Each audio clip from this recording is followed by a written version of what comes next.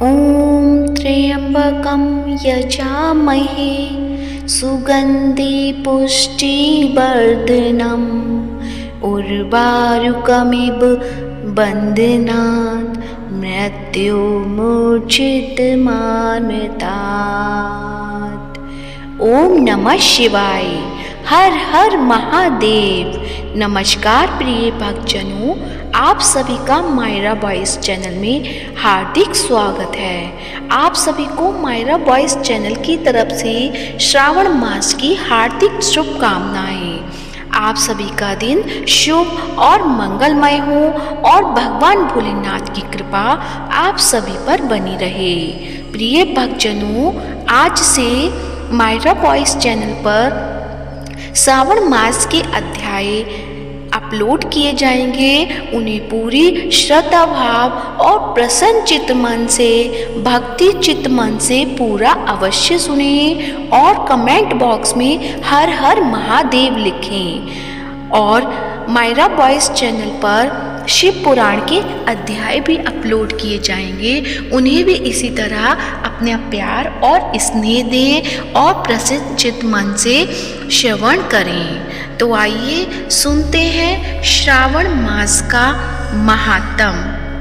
श्रावण अर्थात सावन हिंदू पंचांग के अनुसार वर्ष का 5वां महीना पड़ता है।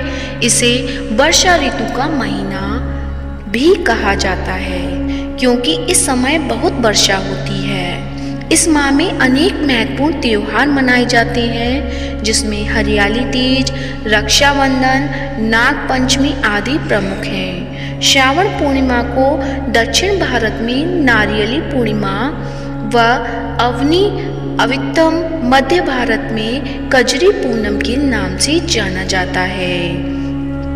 श्रावण यानी सावन माह में भगवान शिव की आराधना का विशेष महत्व है। इस माह में पड़ने वाले सोमवार सावन के सोमवार कहे जाते हैं, जिसमें स्त्रियां तथा विशेष तौर से कुंवारी युवतियां भगवान शिव के निमित्त व्रत आदि रखती हैं। सावन माह की पौराणिक कथा। जब सनत कुमारों ने भगवान शिव से उन्हें सावन महीना प्रिय होने का कारण पूछा, भगवान भोलेनाथ ने बताया कि जब देवी सती ने अपने पिता दक्ष के घर में योग शक्ति से शरीर त्याग किया था, उससे पहले देवी सती ने महादेव को हर जन्म में पति के रूप में पाने का प्रण किया था। अपने दूसरे जन्म में देवी सती ने पार्वती के नाम से हिमाचल और रानी मैना के घर में पुत्री रूप में जन्म लिया। पार्वती ने युवावस्था के सावन महीने में निराहार रहकर कठोर व्रत किया और शिव को प्रसन्न कर उनसे विवाह किया, जिसके बाद ही महादेव के लिए यह विशेष हो गया। तो आइए सुनते हैं श्रावण मास का पहला अध्याय। शौनक जी बोले, हे सूत, हे सूत, हे महाभाग, हे व्याशिष्य, हे अकलमश, आपके मुख कमल से अनेक आख्यानों को सुनते हुए हम लोगों की तृप्ति नहीं होती है, अपितु बार बार सुनने की इच्छा बढ़ती जा रही है। तुला राशि में स्थित सूर्य में कार्तिक मास का महात्म, मकर राशि में माघ मास का महात्म और मेष राशि में स्थित सूर्य में वैशाख मास का महात्म, और इसके साथ उन मासों के जो भी धर्म हैं उन्हें आपने भली भांति कह दिया। यदि आपके मत में इनसे भी अधिक महिमामय कोई मास हो तथा भगवत प्रिय कोई धर्म हो तो आप उसे अवश्य कहिए, जिसे सुनकर कुछ अन्य सुनने की हमारी इच्छा ना हो। वक्ता को श्रद्धालु श्रोता के समक्ष कुछ भी छिपाना नहीं चाहिए।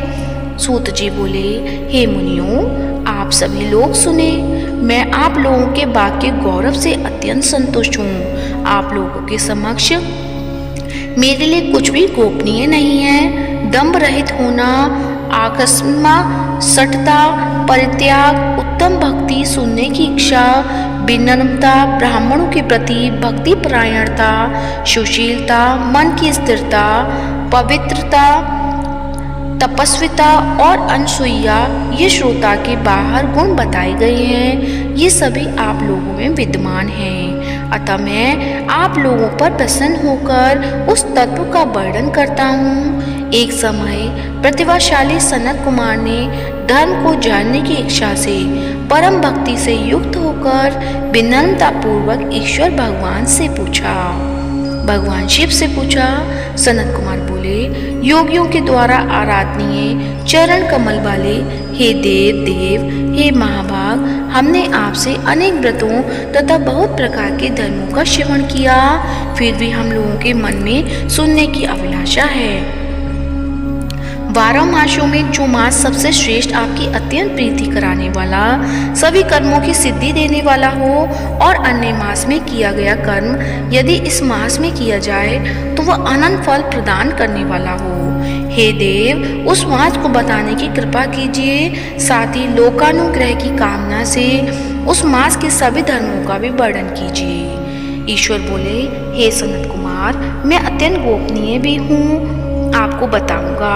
हे सुब्रत, हे विधिनंदन, मैं आपकी श्रवण शिक्षा तथा भक्ति से प्रसन्न हूँ। 12 मासों में श्रावण मास मुझे अत्यंत प्रिय है। इसका महात्म सुनने से योग्य है, अतः इसे श्रावण कहा गया है।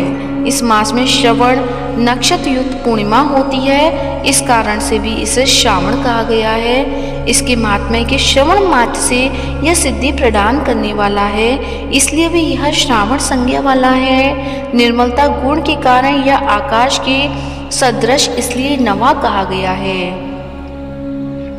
इस श्रावण मास के धर्मों की गणना करने में इस पृथ्वी लोक में कौन समर्थ हो सकता है, जिसके फल का संपूर्ण रूप से वर्णन करने के लिए ब्रह्मा जी 4 मुख वाले हुए, जिसके फल की महिमा को देखने के लिए इंद्र 1000 नेत्रों से युक्त हुए, और जिसके फल को कहने के लिए शेष नाग 2000 जीवाओं से संपन्न हुए। अधिक कहने से क्या प्रयोजन, इससे महात्मा को देखने और कहने में कोई भी समर्थ नहीं है। हे मुने, अन्य मास इसकी एक कला को भी नहीं प्राप्त होते। यह सभी व्रतों तथा धर्मों से युक्त हैं। इस महीने में एक भी दिन ऐसा नहीं है जो व्रत से रहित दिखाई देता है। इस माह में प्राय सभी तिथियां व्रत युक्त हैं। इसके महात्म्य के संदर्भ में मैंने जो कहा है वह केवल प्रशंसा मात्र नहीं है। आर्तों, जिज्ञासुओं, भक्तों, अर्थ की कामना करने वाले, मोक्ष की अभिलाषा रखने वाले और अपने अपने अविष्ट की आकांक्षा रखने वाले 4 प्रकार के लोगों, ब्रह्मचर्य, गृहस्थ, वानप्रस्थ, सन्यासी आश्रम वाले को इस श्रावण मास में व्रतानुष्ठान करना चाहिए। सनत कुमार बोले, हे भगवान, हे सत्तम, आपने जो कहा इस मास में सभी दिन एवं तिथियां व्रत रहित नहीं हैं, तो आप उन्हें मुझे बताएं कि किस तिथि में, किस दिन में कौन सा व्रत होता है, उस व्रत का अधिकारी कौन है, उस व्रत का फल क्या है, किस किस चीज़ ने उस व्रत को किया, उसके उद्यापन की विधि क्या है, प्रधान पूजन कहाँ हो और जागरण करने की क्या विधि है, उसका देवता कौन है, उस देवता की पूजा कहाँ होनी चाहिए, पूजन सामग्री क्या क्या होनी चाहिए, और किस व्रत का कौन सा समय होना चाहिए। हे प्रभु, वह सब आप मुझे बताएं। यह मास आपको प्रिय क्यों है, किस कारण यह पवित्र है, इस मास में भगवान का कौन सा अवतार हुआ, यह सभी मासों में श्रेष्ठ कैसे हुआ, और इस मास में कौन कौन धर्म अनुष्ठान के योग्य है। हे प्रभु, यह सब बताएं। आपके समक्ष मुझ अज्ञानी का प्रश्न करने में कितना ज्ञान हो जाता है, अतः आप संपूर्ण रूप से बताएं। हे कृपालु, मेरे पूछने के अतिरिक्त भी जो शेष रह गया हो उसे भी लोगों के उद्धार के लिए कृपा करके बताएं। रविवार, सोमवार, सोमवार, बुधवार, बृहस्पतिवार, शुक्रवार और शनिवार के दिन जो करना चाहिए, हे विभु, वह सब मुझे बताइए। आप सबके आदि में आविर्भूत हुए हैं, अतः आपको आदि देव कहा गया है। जिसे एक की विधि बाधा से अन्य की विधि बाधा होती है, वैसे ही अन्य देवताओं के अल्प देवत्व के कारण आपको महादेव माना गया है। तीनों देवताओं के निवास स्थान पीपल वृक्ष में सबसे ऊपर आपकी स्थिति है। कल्याण रूप होने के कारण आप शिव हैं और पाप समूह को हरने के कारण आप हर हैं। आपके आदि देव होने में आपका शुक्ल वर्ण प्रमाण है, क्योंकि भक्ति प्रकृति में शुक्ल वर्ण की प्रधान है, अन्य वर्ण विकृत है। आप कर्पूर के समान गौर वर्ण के हैं, अतः आप आदि देव हैं। गणपति के अनुष्ठान रूप 4 दल वाले मूलाधार नामक चक्र से, ब्रह्मा जी के अधिष्ठान रूप 6 दल वाले स्वाधिष्ठान नामक चक्र से और विष्णु के अधिष्ठान रूप दल वाले मणिपुर नामक चक्र से भी ऊपर आप भी अधिष्ठित होने के कारण आप ब्रह्मा तथा विष्णु के ऊपर स्थित हैं। आपकी प्रधानता को व्यक्त करता है। हे देव, एकमात्र आपकी ही पूजा से पंचायतन पूजा हो जाती है, जो भी दूसरे देवता की पूजा से किसी भी तरह संभव नहीं है। आप स्वयं शिव हैं। आपकी बाईं जांघ पर शक्ति स्वरूपा दुर्गा, दाहिनी जांघ पर गणपति, आपके नेत्र में सूर्य तथा हृदय में भक्तराज भगवान श्री हरि विराजमान हैं। अन्य के ब्रह्मा रूप होने तथा रास के विष्णु रूप होने के और आपके उसका भोक्ता होने के कारण, हे ईशान, आपके श्रेष्ठ तत्व में किसे संदेह हो सकता है। सबको विरक्ति की शिक्षा देने हेतु आप शमशान में तथा पर्वत पर निवास करते हैं, ऐसा महर्षियों ने कहा है। जगत का संहार करने वाले हलाहल को गले में किसने धारण किया? महाप्रलय की कालाग्नि को अपने मस्तक पर धारण करने में कौन समर्थ था? संसार रूप अंधकूप में पतन के हेतु कामदेव को किसने भस्म किया? आप ऐसे हैं कि आपकी महिषा का वर्णन करने में कौन समर्थ है? एक तुच्छ प्राणी में करोड़ों जन्म में भी आपके प्रभाव का वर्णन नहीं कर सकता। अतः आप मेरे ऊपर कृपा करके मेरे प्रश्नों के उत्तर बताएं। तो यहीं पर श्रावण मास का पहला अध्याय समाप्त होता है। तो आगे का अध्याय आपको कल सुनने को मिलेगा। तो प्रेम से बोलिए हर हर महादेव, भगवान भोलेनाथ की जय हो। तो आइए अब सुनते हैं सावन के महीने में प्रतिदिन सुना जाने वाला श्री शिव चालीसा। तो प्रेम से बोलिए शंकर भगवान की जय हो। श्री गणेश गिरजा सुवन मंगल मूल सुजान, कहत अयोध्या दास तुम देहु अभय वरदान। जय गिरिजापति दीन दयाला, सदा करत संतन प्रतिपाला। भाल चंद्रमा सोहत नीके, कानन कुंडल नाग फनी के। अंग गौर शिर गंग बहाए, मुंड माल तन झार लगाए। वस्त्र खाल बागंबर सोहे, छवि को देख नाग मुनि मोहे। मैना मातु की है दुलारी, बाम अंग सोहत छवि न्यारी। कर त्रिशूल सोहत छवि भारी, करत सदा शत्रुघ्न क्षयकारी। नंदी गणेश सोहित है कैसे, सागर मध्य कमल हैं जैसे। कार्तिक श्याम और गणराऊं, या छवि को कही जात न काऊं। देवन जब ही चाहे पुकारा, तब ही दुख प्रभु आप निवारा। किया उपद्रव तारक भारी, देवन सब मिले तुम ही जुहारी। तुरत षडानन आप पठायूं, लवनी नेश महमारी गिरायूं। आप जलंधर असुर सहारा, सुयस तुम्हार विदित संसारा। त्रिपुरासुर सन युद्ध मचाई, सब ही कृपा कर लीन बचाई।